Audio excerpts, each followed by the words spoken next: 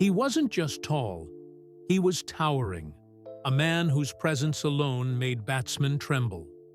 From the sun-baked fields of Barbados rose a bowler whose precision was poetry and whose power was pure fear. They called him Big Bird. He didn't scream victory. He whispered it through thunderous deliveries that shattered stumps and silenced stadiums. This is not just a story of wickets and records. It's a story of calm within chaos, discipline within dominance. A story of how one man turned height into art and control into legend. This is the rise, reign, and legacy of Joel Garner, the towering legend. Barbados, December 1952. In the sugar fields and narrow lanes of Christ Church, a boy was born who would one day dominate cricket with sheer height and fearsome accuracy. Joel Garner, affectionately known as Big Bird, would grow to a towering 6 feet 8 inches, a frame that forever changed how batsmen faced fast bowling.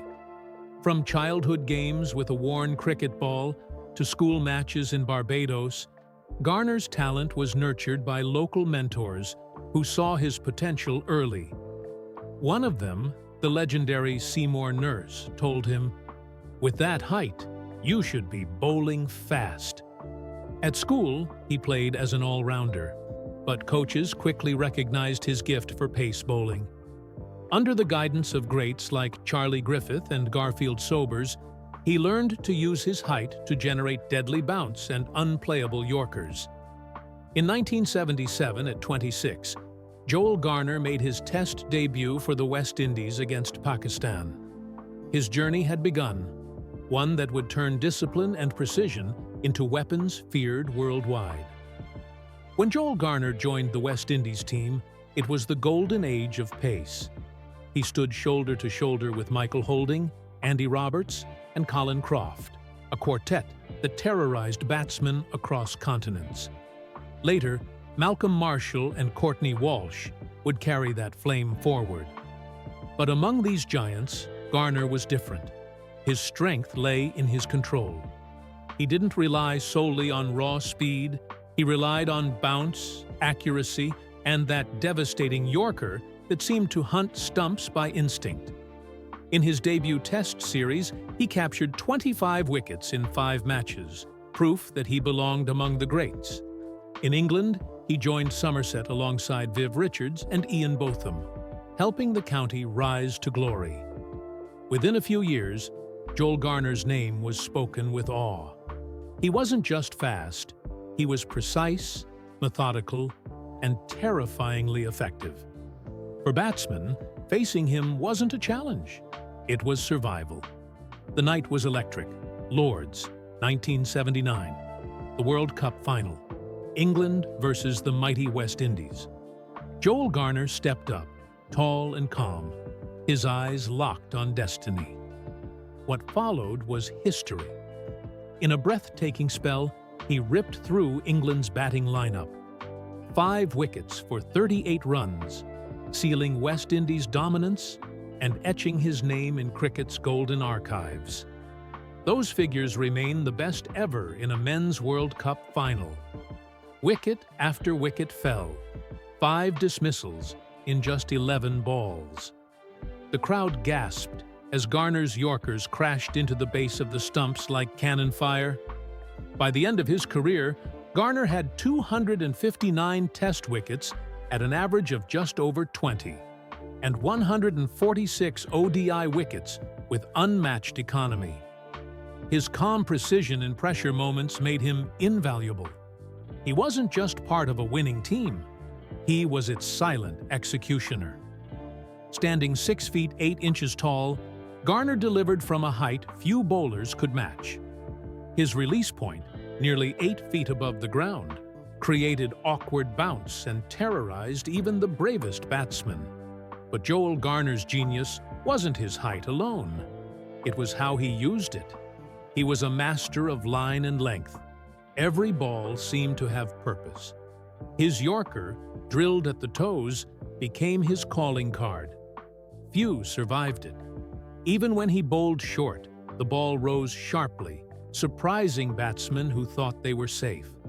His seamless blend of pace, bounce, and subtle seam movement made him unpredictable. Yet through it all, Garner remained calm. While others roared in celebration, he simply turned and walked back to his mark. His silence was intimidating, his focus unbreakable. He was proof that true power doesn't need noise, only precision. Even the greats face struggle. For Garner, it was competition and time.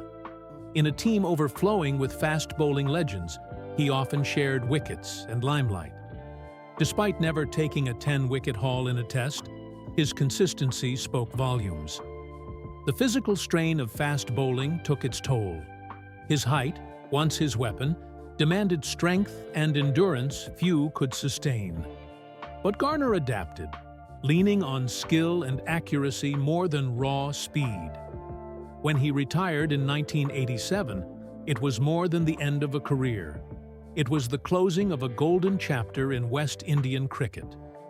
Yet, Garner's love for the game didn't end there. He returned as a leader and mentor, managing, coaching, and guiding the next generation.